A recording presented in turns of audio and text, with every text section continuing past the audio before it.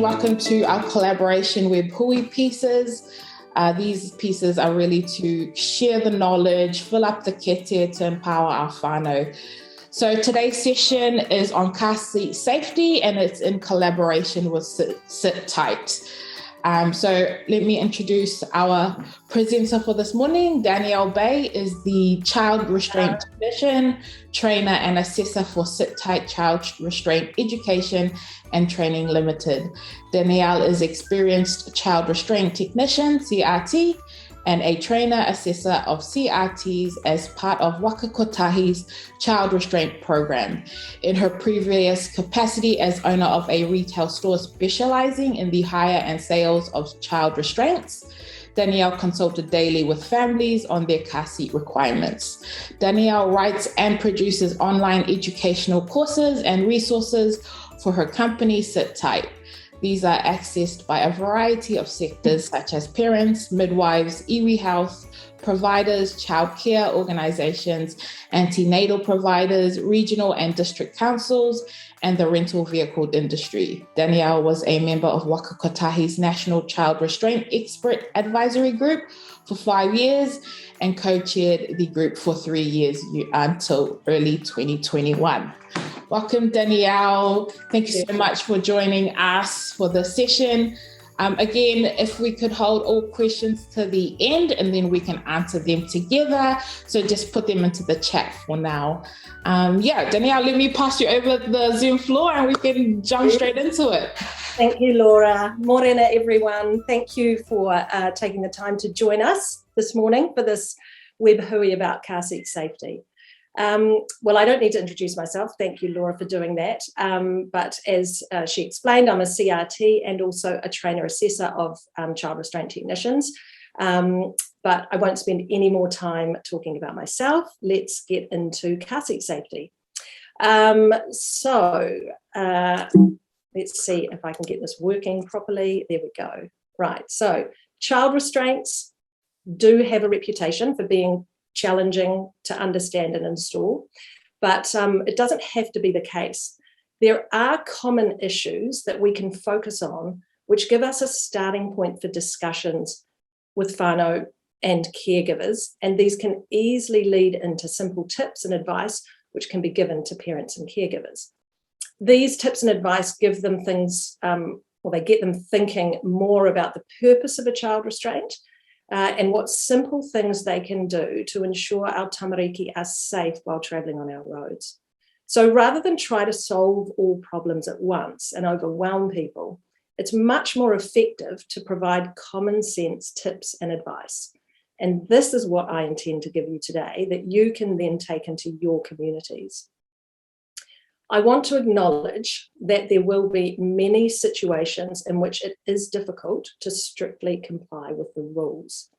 Families may not have the resources to upgrade child restraints as soon as they would like, or they might be having to share restraints between children and sometimes between families. So these circumstances will differ widely depending on which communities you're working in, but in all cases, you just need to do the best you can with the resources you have and support whānau by letting them know their options and what they can do to keep the tamariki safe. In New Zealand, we have high statistics of child restraints being used incorrectly and unsafely. I believe a lot of incorrect use comes down to the fact that people are overwhelmed by child restraints. And when people are overwhelmed, they tend to lose trust in their own judgment and they lose their common sense. So while there are a lot of complexities around child restraints, there are also some very simple basics which really just require people to use their common sense. Ultimately, as Laura said, if we can empower people with their own common sense and intelligence and put things into context for them, those same people who felt overwhelmed become the strongest advocates for positive change. I've seen it at check-in clinics time and time again. I see the connection made in people's eyes and have had mothers who were very defensive at first in tears when they've realised a simple change they could make that improved the safety of their precious tamariki. And every time, these people are the ones who become the strongest advocates. So rather than talking at people, let's give them the nuggets of knowledge they need to make the correct decisions themselves. Today, I'm intending to give you these nuggets of knowledge and the information you need to be able to put things into perspective for parents and caregivers. And in turn, they can trust their own common sense, make the right decisions going forward, and hopefully start to inform their communities themselves. To guide us through, I'm going to give us an overview of a child's life in a child restraint. We're going to look at the different stages that a child goes through, and then the fundamentals of each stage. Because with child restraints, it is literally not a one-size-fits-all approach. At each stage, what is important? What can you pinpoint with parents to get them thinking about the purpose of a child restraint, and then use their common sense to make small changes that will make a difference?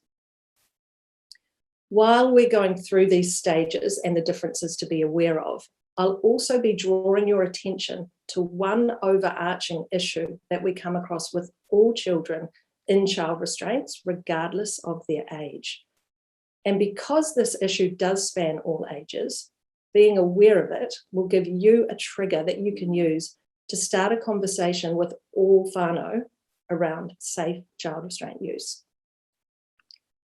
The issue that I'm referring to, the one we come across regardless of the age of a child, is the tendency to move children from one stage or type of child restraint to the next one too soon, before the child is physically ready to do so. All child restraints are designed to protect a particular sized child. If a child is moved into a child restraint before they are within the physical proportions that it's designed to protect, it's like putting a newborn baby into a toddler nappy.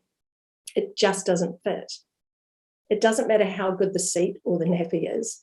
It just can't do the job it's designed to do if the child using it is too small. I'm going to keep looping back to this issue as we go through the session today, so you can see how it appears at all stages. And along with focusing on this, I'll also be giving you other tips and pieces of advice that will come in handy and that you can drop into conversation while you're having these discussions with whānau. So by the end of this session, you should have been able to pick up a range of things to look out for, ways of opening conversations around child restraint use, and simple tips and advice you can offer those you are talking to. As I don't have much information about how much experience with child restraints each of you watching today has, by structuring the session this way, my intention is that if you have very little experience, this will give you a good practical grounding. And if you do have experience, hopefully you'll still get something from it, perhaps another perspective on things. I'd also like to say that as a trainer assessor, and knowing the extent of information that I could give you, I'm very aware of what I'm not able to fit in today. I've had to be really selective with what I've included. In the time we have, I'm not able to give you all you need to know about child restraints, but I can give you resources that you can access to guide you. And if you'd like more detailed information than what I'm giving you, we run online courses on the SitTight website that you can look into. There's one designed specifically for those working in the community, which takes about 2.5 hours to complete. There'll be a link up to it at the end of the session, so you can access that if you need to.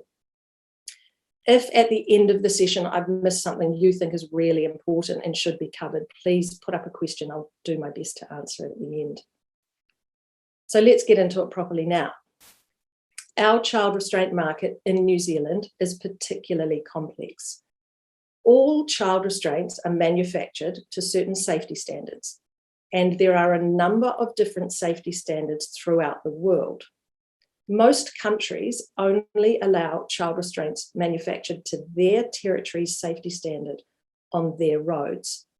But in New Zealand, we allow child restraints manufactured to 3 different safety standards and a couple of versions of one of those.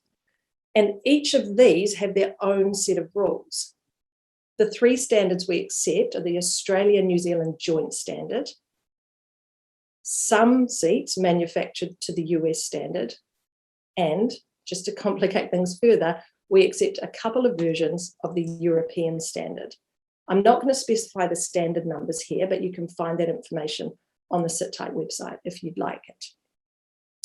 So when you have all of these standards together in one market, it makes the use of child restraints more complicated because there are a variety of different rules to follow, depending on the standard that a particular restraint is manufactured to, rather than having one set of rules for all restraints available on the market.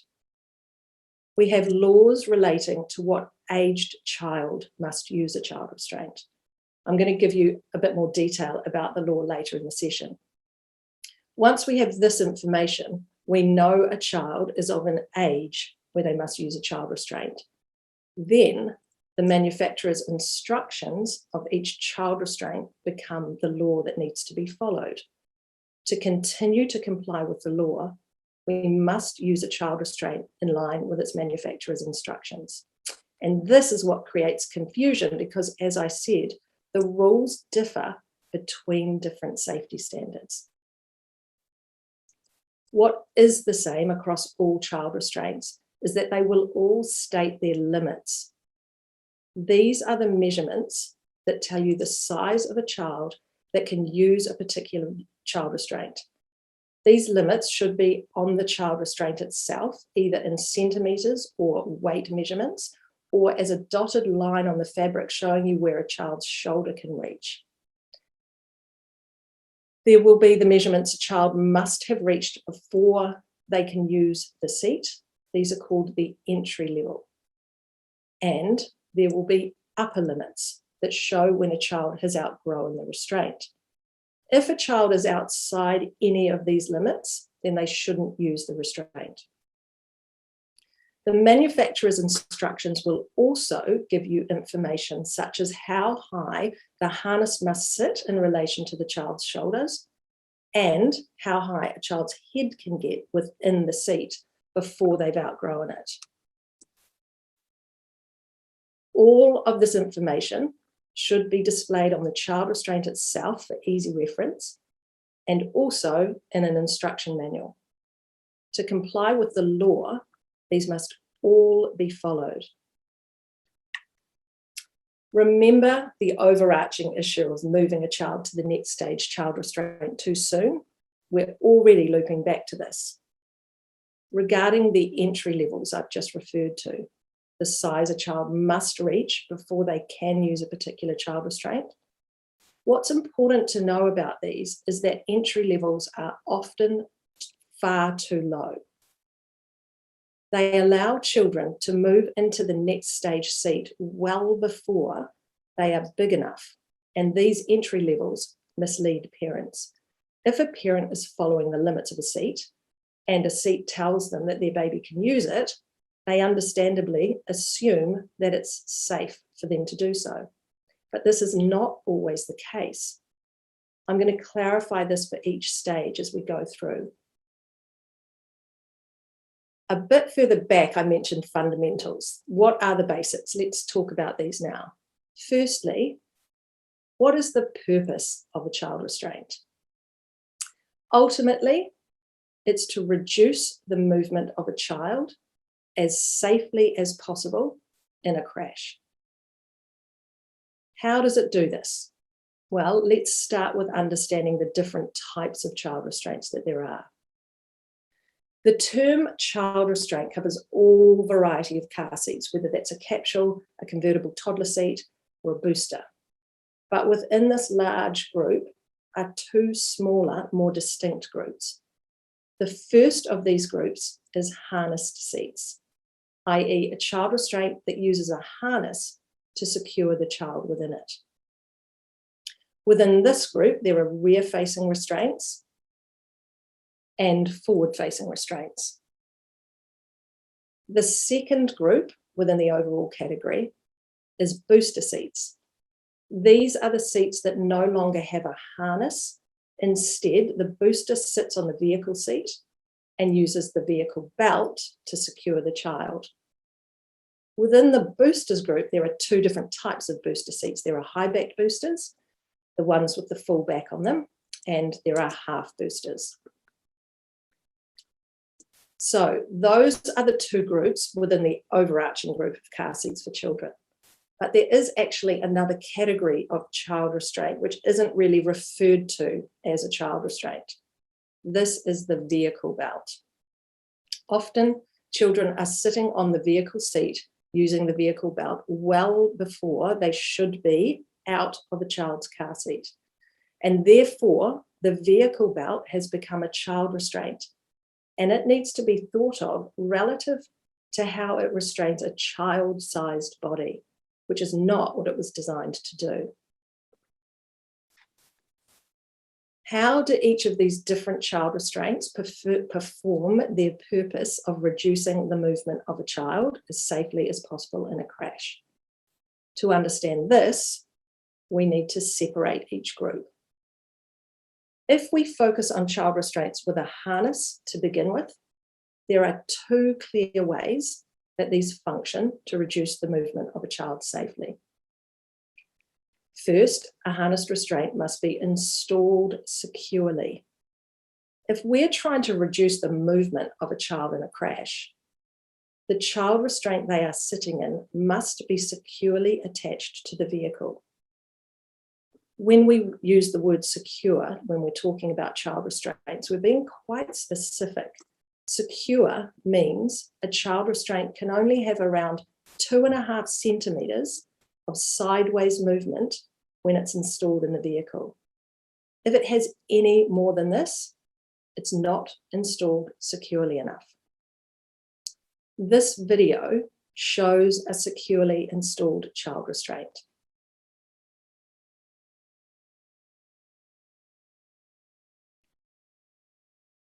To check this, you simply hold the child restraint by the belt path. That's the point at which it's connected to the vehicle, and you pull it sideways. Does it move more than 2.5 centimeters? If so, it's not installed securely enough and needs to be reinstalled. It's easy to do this check, and you can do it very quickly and often quite discreetly if necessary. And you will find that the majority of child restraints are not installed like the one in the video. Generally, child restraints are quite loose with a lot of movement. This needs to be remedied. If you do this check and find a restraint is loose, get the family to think about it this way. If I can move the seat with my hand, imagine what the force of a crash would do to it. And remember, your child is in the seat at the time. Harnessed child restraints must be secure. The second way that a harnessed restraint reduces the movement of a child as safely as possible in a crash is with the harness itself. The harness should be snug around a child's body. If we're trying to reduce movement, then we want to reduce any space that a child has to move within. If a harness is loose, then the child is basically unrestrained until they are forced forward and make contact with the harness. And if the harness is loose enough, it won't hold the child at all. When talking to parents about the importance of a snug harness, use the term snug like a hug. When you're hugging a baby, there are no gaps. You're holding them close. Think of the harness like that. These two things work together to enable a harnessed restraint to do what it's designed to do. If a harness is loose and the child restraint is loosely installed, imagine what happens to a child's body in a crash. In contrast, if a harnessed restraint is installed securely and the harness is snug against the child, it is much better able to reduce the movement of a child safely. Let's move on to booster seats. How do these perform their purpose of reducing a child's movement as safely as possible in a crash? It's in the name. A booster boosts a child so they are high enough on the vehicle seat for the vehicle belt to fit them safely. Because there is no longer a harness to hold the child securely, the vehicle belt has to do this job. But a vehicle belt is designed to fit a much larger body size. So a child requires extra height for the belt to be able to safely reduce a child's movement. We're going to go into this in a lot more detail later.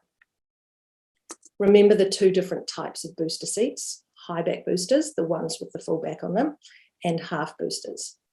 The high back booster are the safer of the two because, as well as lifting the child, they also provide side impact and head protection.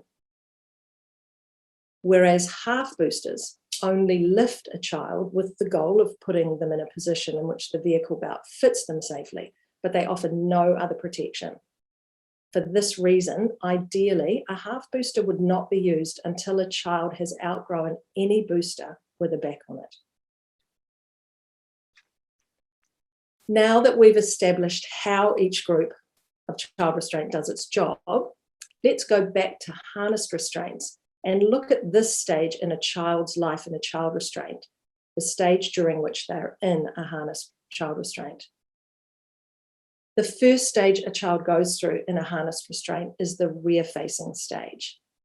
This is from newborn right up until as late as you possibly can. I'm going to show you a 3-minute video which explains why rear-facing is important. Just a quick thing to note, by the way, that the videos I show in this session come from online courses. This particular one's for a course for new parents. So when it refers to looking at a later video, we're not going to watch those because they're in the course. So let's look at the video now. Hopefully you can hear it.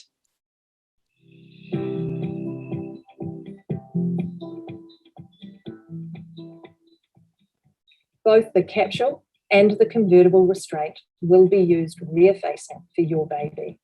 Let's understand why. First, it's important to know that a baby's head is much larger than an adult's in proportion to their body, and their necks are not nearly as strong. This is evident in the fact that a newborn baby can't hold its head up. Just remember this point as we go on. Working with statistics, the majority of crashes take place at the front of the vehicle. This is called a frontal crash. This type of crash sends the most force through the vehicle. When a frontal crash occurs and the vehicle stops, all the objects and occupants in the vehicle continue to move forward at the same pace until they hit something. If a child is in a rear-facing restraint, they are forced into the shell of the child restraint. This supports them from head to toe and provides vital support to their head, neck, and spine. However, consider if that restraint was facing forwards when the crash occurred. The baby's head will move forward at significant force. The first thing to slow the head moving forward is the baby's neck and spine. When the head is moving forward at speed, effectively, its weight is multiplied many times and the strain on the spine is immense. Having a child forward-facing too soon significantly increases the chance of severe head, neck, and spine injuries. Often parents will start to think that as their baby's neck gets stronger and they are better able to hold their head up, that they will now be okay to change to forward facing. This is not the case until a person is much older. And the truth is, adults would be safer rear facing too, but that obviously isn't possible. The point is that you can't rear face for too long. It is widely accepted now that best practice is to have babies rear facing until they are at least 2 years old. But this is not a magic age at which they are able to manage the force of a frontal crash in a forward-facing child restraint.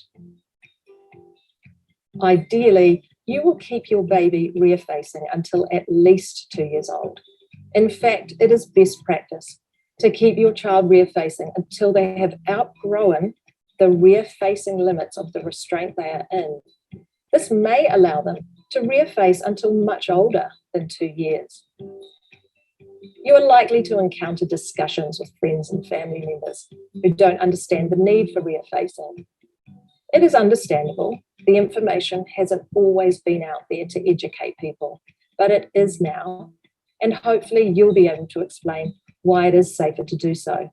And you can show them this short video to let them understand why. In this video, you can clearly see what happens to a child's body in each position and why rear-facing is safer.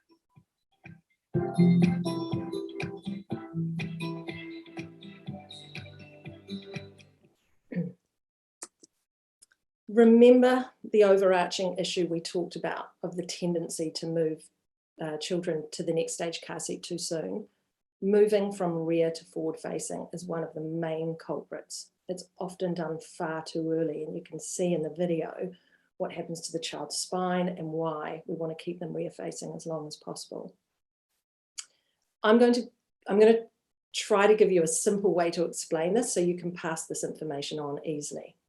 There are 4 points to remember. First, in a frontal crash, everything in the vehicle moves at force towards the point of the crash, the front of the vehicle. If a child is rear-facing, the crash forces push them into their car seat shell and their head, neck, and spine are completely supported. That's simple. If a child is forward-facing, there's nothing stopping that forward movement.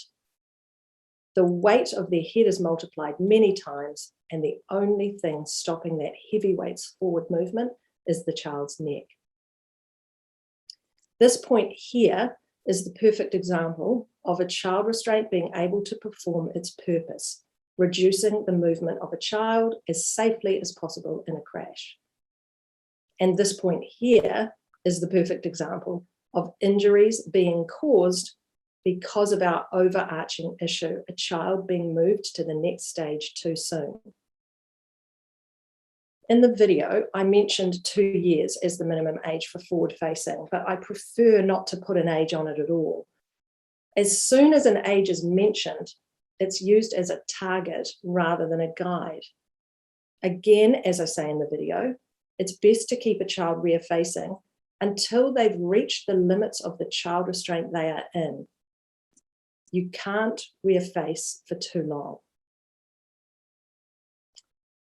People often assume that when babies' feet are hanging over the end of a rear-facing restraint that they've outgrown it. This isn't the case.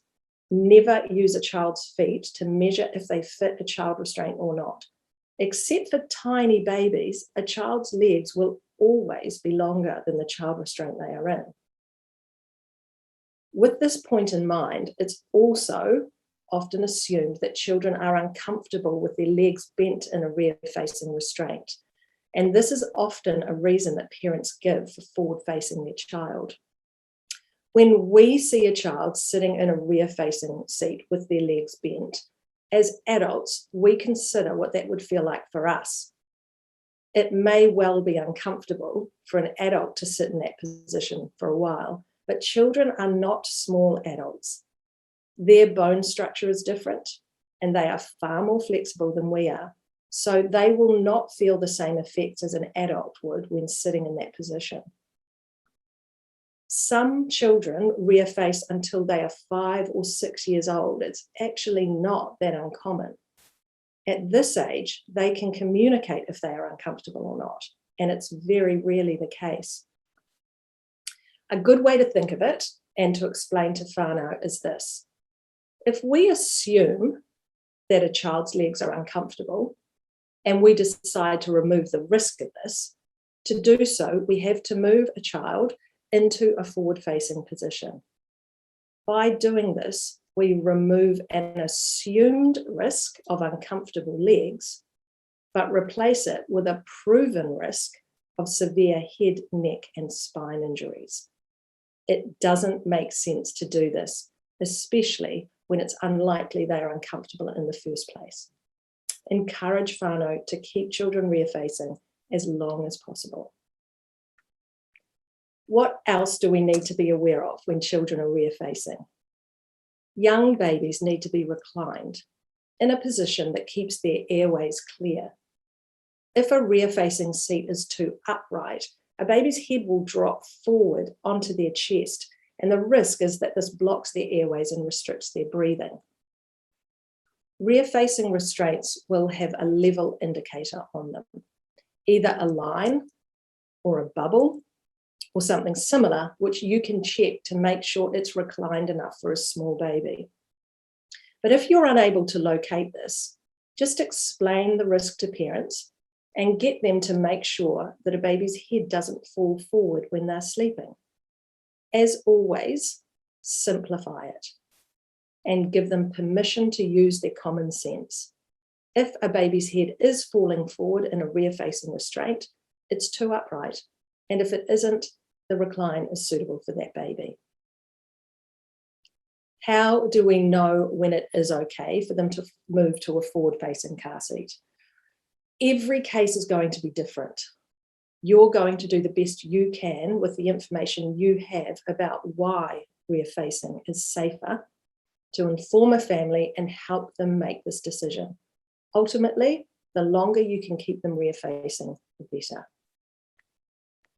This is a good stage to use as an example of when entry levels are too low. Some seats allow children to forward face from 9 kilos. That can be a 6-month-old baby. Simple common sense tells us that that is far too small to forward face. Just because a seat says a 9-kilo child can use it forward facing doesn't mean it's safe for them to do so. Let's move on now to the next stage of a child's life in a child restraint. This is the stage in which they're in a forward-facing, harnessed restraint. The same principles apply now as they did for the rear-facing restraint regarding the requirements for a secure installation and a harness that's snug like a hug. The difference is that the child is now facing the front of the vehicle and doesn't have that support to their head, neck, and spine that they had when they were rear-facing. If they've been rear-facing for a reasonable amount of time, their bodies should be more mature.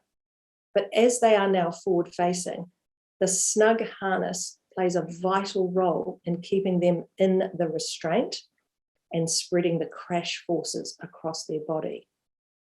Make sure there are no gaps in that harness, nowhere for the child to move.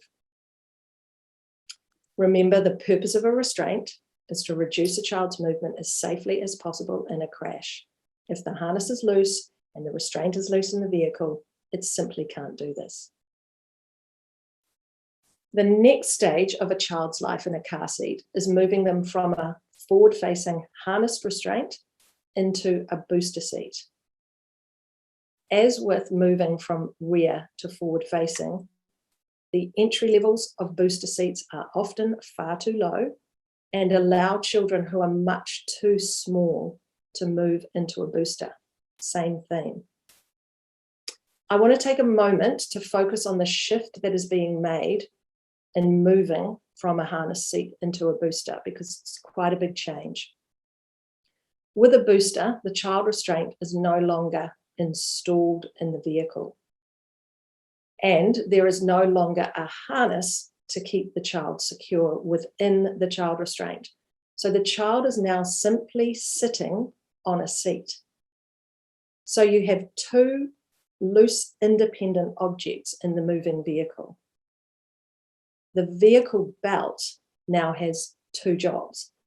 First, it restrains the child, and, well, it restrains the child. It does the job that the harness did for the child in the harness restraint. But it also now keeps the child restraint, sorry, I got a bit confused there. It also now keeps the child restraint in position. Having a child sit on a booster seat is a big shift, and there's some more information I want to give you before we talk about how we know when it's okay to move a child into a booster seat. I'm going to take us on a bit of a tangent. but bear with me as it will all come together in the end. First, I want to show you another video. The purpose of this video is to explain New Zealand law as it relates to child restraints, but it's also going to preempt what I'm going to say about moving from a harnessed restraint into a booster seat. And the message it's giving about New Zealand law is important and relevant, so we've got a couple of reasons for watching it. Let's take a look at that now.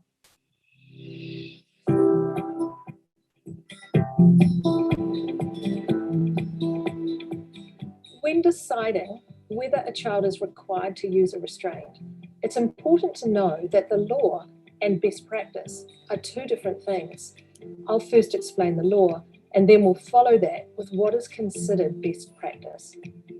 The Land Transport Road User Rule 2004 governs how children are transported in vehicles in New Zealand.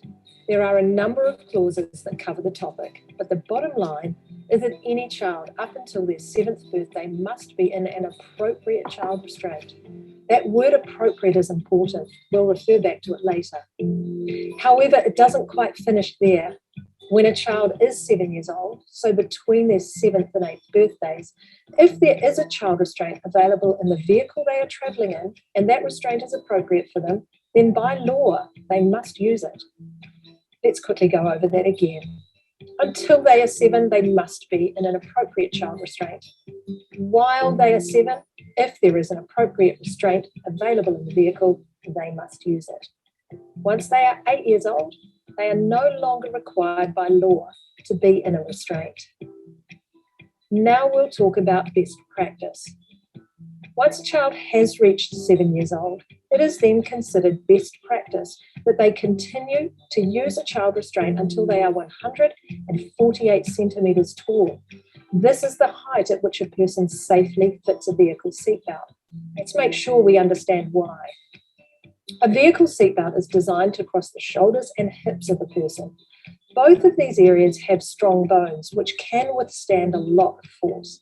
If a child who is not tall enough uses a vehicle seatbelt, the belt sits across the neck and abdomen instead. Neither of these areas have a strong bone structure and therefore cannot withstand excessive force. In a crash, a vehicle seatbelt sitting across these areas could cause severe neck, spine, and internal injuries. Once a person reaches 148 centimetres, a vehicle seatbelt should sit across the shoulder and hips as it is designed to do. There are very few 7-year-olds who are 148 centimetres tall. At this age, children are often far too small to safely use the vehicle seatbelt. As an example, my son, who is average height, reached 148 centimetres at 11 years old. This tells us that the age at which a child can safely use a vehicle seatbelt differs between children. So, while the law states that a 7-year-old no longer needs to use a child restraint, it is not necessarily safe for a 7-year-old to use a seatbelt. For this reason, best practice is to keep a child in a restraint until they are 148 centimetres tall. For this age child, the restraint they will be using is a simple booster seat, but that is a child restraint nonetheless. We'll explain this further in a later video.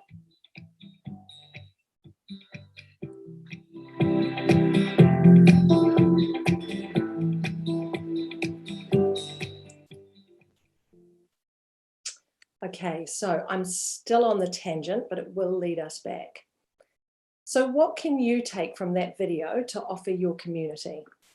The key points are that tamariki must be in a child restraint until they are at least 7 years old, but it is not necessarily safe for children to travel without a car seat at that age. Remember the entry levels of child restraints and how they allow children to move to the next stage before their body is physically ready. This is what our law is doing. It's giving us an entry level to travel on the vehicle seat with the seatbelt, but it's allowing it to happen far too soon. And we again loop back to our original issue that spans all ages. Don't move to the next stage too soon. This stage of moving from a booster to the vehicle seat is a vital one to get right, because this is where the vehicle belt alone becomes the child restraint. And unless it's designed to fit the child using it, it's not going to be able to slow a child as safely as possible in a crash. Remember the newborn baby and the toddler nappy? Here we are again. So how do we know when it is safe for a child to travel without a child restraint? And how do we communicate this to whānau? Thankfully, there are some very clear steps you can check to help you make this decision, which we'll get to soon. But first, I'll give you a good way to demonstrate the importance of a vehicle belt that fits correctly. In the video, I explained the correct position of the vehicle belt on the child's body. This needs to be the focal point. This is how a vehicle belt does its job of reducing movement as quickly as possible and safely as possible in a crash. Starting with the position of the belt on the shoulder, when I'm working on checking clinics in the community, to communicate the importance of this point, I get parents and caregivers to push on their own body where the seatbelt sits.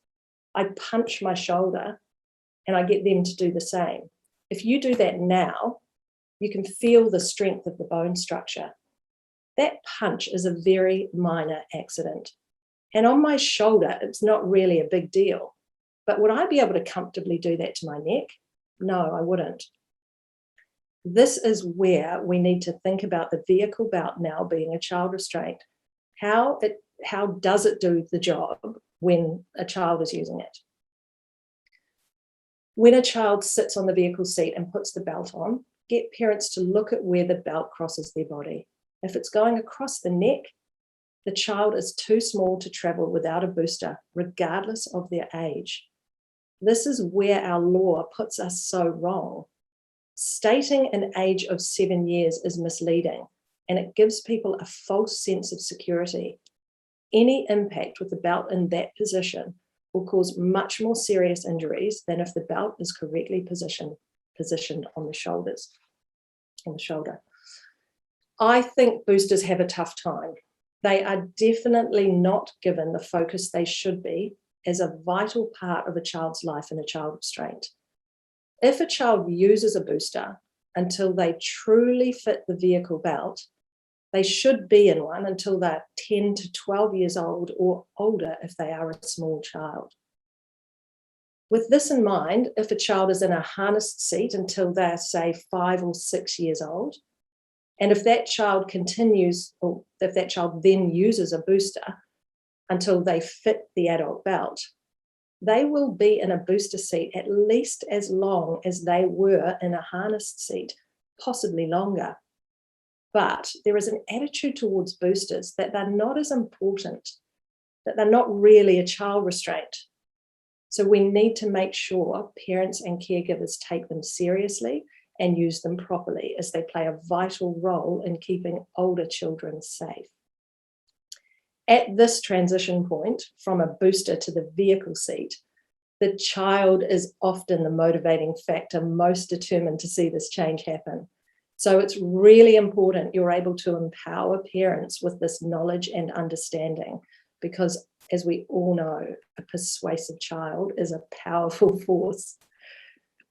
So this position of the belt on the shoulder is the most obvious issue to demonstrate, but there's also the position of the lap belt to be aware of. As the video explained, the hip bones are the bone structure that the lap belt should be running across. If a child is too small, the lap belt will run across their abdomen, which, as with the neck and shoulder, is far less able to sustain pressure than the hip bones, and much more severe injuries will occur if a lap belt crosses the abdomen in a crash. To help you understand what to look for when deciding if a child is safe to travel without a booster, here are 5 simple steps that you can do to check 5 key points. This is called the 5-step test. So if we go through each of the steps, step 1, the child sits on the vehicle seat with their back against the seat back. They have to be, sitting comfortably like that. When they are sitting comfortably in that position, their knees must bend at the edge of the vehicle seat. If their knees haven't reached the edge of the vehicle seat, they're too small. Step 3, as we know, the shoulder belt sits in the center of their shoulder between their neck and their shoulder. Number 4, again, we know the lap belt sits at the top of their thighs across their hip bones. And number 5, the child needs to be able to sit like that without slouching for the entire journey. Once all of these are ticked, only then is a child physically ready to travel without a booster seat. Again, importantly, this is based on their physical size, not their age. You'll recall we talked about the 2 different types of boosters. If a child still fits within the limits of a high back booster, it's preferable that they stay in one of these. However, if they have outgrown any high back booster and think they're now okay to sit on the vehicle seat, this is when a half booster comes into play. These half boosters have entry and upper limits, just like all other child restraints. So you need to be sure a child fits within these. But using a half booster may give a child an extra 6 to 12 months or more of safer vehicle belt use before they finally transition to the vehicle seat. Now, here is where the tangent leads us back to what we were talking about just before I showed you that last video. We were talking about children in forward-facing harnessed restraints and asking how we know when they are ready to graduate from a harnessed seat to a booster. The reason I took us on this tangent is because the principle of moving from a forward-facing harnessed seat to a booster is exactly the same as what we've just identified regarding moving from a booster to the vehicle seat. Before the video, I drew your attention to the shift that happens when moving from a harnessed, from being harnessed to moving into a seat. Sorry, I'm confused here. I drew your attention to the shift from being harnessed into a seat to a child simply sitting on a booster seat with the seatbelt securing them. Hope that was clear. This is just the same as when they are sitting on the vehicle seat without a child restraint. So we can make the same considerations for both situations. In each situation, the vehicle belt must be sitting in the correct position on their body. Just like when they're sitting on the vehicle seat, when a child is in a booster seat, if the vehicle belt sits across their neck rather than their shoulder, they are too small to use a booster seat, even if the booster's entry level allows them to use it. They should still be in a child restraint with a harness. The same test we did earlier applies. I'll punch my shoulder and question whether I'd do the same to my neck. The answer is no. Again, that punch represents a very minor crash. This transition stage is another point at which a combination of a child's desire for maturity and a parent's desire for convenience combine to result in children moving out of a harnessed seat and into a booster seat too early. And we're back to our original issue. Don't move to the next stage car seat too soon. So when moving a child from a forward-facing seat or forward-facing harnessed seat into a booster, the first thing to do is check that a child reaches the booster's entry level. But once you've established this, you can then use the same 5-step test to check if a child really is physically ready to graduate from a child restraint with a harness to a booster seat. You are now just doing these checks with the child in the booster seat, not on the vehicle seat. Simply replace the word vehicle with booster in the first two steps. When they sit in the booster with their bottom and back right up against it, can you tick all 4 of the other steps? There may be some adjustments you can make to a booster seat, and if, when you've made these adjustments, the 5 steps are ticked, then they may be ready. But if not, they need to stay in a harnessed seat until you can tick these steps. Make sure that any harnessed seat that they're going to continue using has high enough limits for the child's size. So for example, if a child is 19 kilograms, but you haven't been able to tick all 5 of the steps to move them into a booster, the harnessed seat that they are going to continue using must be able to accommodate a 19-kilo child. A lot of child restraints have an 18-kilo limit on the harness.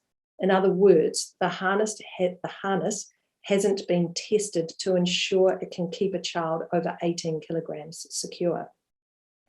In this case, if you have a 19-kilogram child and a harnessed restraint with an 18-kilo limit on the harness, you'd need to find an alternative harnessed restraint with higher limits that will allow a 19-kilo child to use it. Before we sum everything up, there's one more important factor to check before moving a child out of a harnessed restraint into a booster seat. This is their maturity. Because in addition to having to be physically mature enough to fit in a booster, they also have to be mature enough to travel without messing around in their car seat, without pulling their seatbelt away, climbing in and out, and even undoing their seatbelt.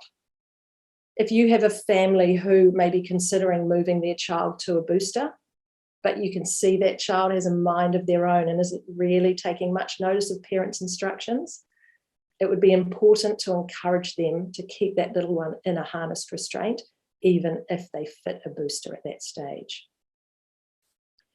So that completes the life or a child's life in a child restraint and covers all the stages which we need to consider very carefully before moving a child through each stage.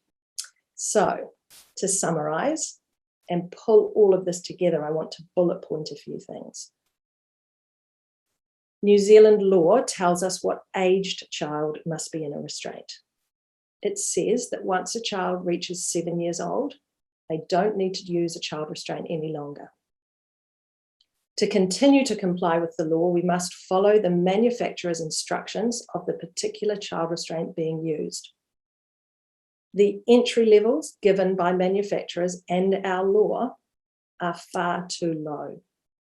This is the case for turning from rear to forward-facing, moving from a forward-facing harnessed restraint into a booster, and moving from a booster to the vehicle seat. We need to recognise that the law and entry-level measurements are the bare minimum, all of which must be improved upon. So if you were to go into your communities with the intention of observing just this one issue, you will start making a difference. And it will give you a starting point from which to open a conversation about safe car seat use with parents and caregivers of all age children. Hopefully, I've given you information that you can use to inform parents and caregivers about the why of not moving a child too soon, rather than just telling them that they shouldn't. And also give them the nuggets of information that I've dotted throughout the session about other key safety points of the different stages. And if so, you'll be giving them the information they need to be able to make decisions themselves and inform their own communities. In terms of additional resources, there are a few areas that you can get support and information. First of all, there's an invaluable network of child restraint technicians throughout the country that you can make contact with if you need information and support with installations or anything else. To find your closest one, there is a tab on the SitTight website called Find a CRT, so you can follow that. Secondly, Waka Kotahi have a range of videos on their website in both English and te reo. These show how to install a range of different restraints and also answer commonly asked questions about car seats. They're quite comprehensive and hopefully very helpful. So they should give you good information there. And as I mentioned earlier, if you want to learn more about safe and correct child restraint use, and there is plenty more to learn, we have online courses at SitTight, which are designed for various groups of people who use or interact with child restraints, including the one I mentioned earlier, which is designed specifically for community services. So on the SitTight website, you'll find a tab, All Courses, and you can have a look at them there. And that brings the session to an end. So thanks for, bearing with me through all of that information. And I think I will pass back to Laura now. Awesome. Naka, thank you so much, Danielle, for that presentation and so many little tips and tricks that we can use to engage with our whānau and bring them into the conversation rather than it being more of us talking to them and being more of a talanoa. So I am mindful that we are at 11 o'clock on the dot. And if there are questions, please feel free to put them into the chat and into the Q&A. Because it is 11 and we do try to keep it as tight as possible, if you put those questions through, Danielle and I can go over them in a Word doc and put some answers to them and then send that out to you. So that way they are still being answered. So we will leave that space open for a couple of minutes if anyone has any questions. Yeah, sorry, Laura. It seemed to take longer, didn't it, than our run through? No, that's fine. Sorry that's about totally that. fine. And again, this session is being recorded and we will send this out to you, team, and you can share that out to your teams as well. So at this stage, I think I just want to acknowledge and mihi you, Danielle, for coming on and sharing your mātauranga around car seats safety, especially because it is quite a complex topic and subject. And there, like you said, there aren't any specific safety standards for us on this end in New Zealand. Again, thank you again for your time and sharing with us. Thanks, Laura. It's a pleasure. I'll close us off the same way as always with a karakia. Unuhia, unuhia, unuhia ki te uru tapanui, kia wātia, kia māma, te nākau, te tinana, te wairua, I te ara tangata. Koia rā e rongo whakairia ake ki runga, kia tina, tina, hui e, tā iki e.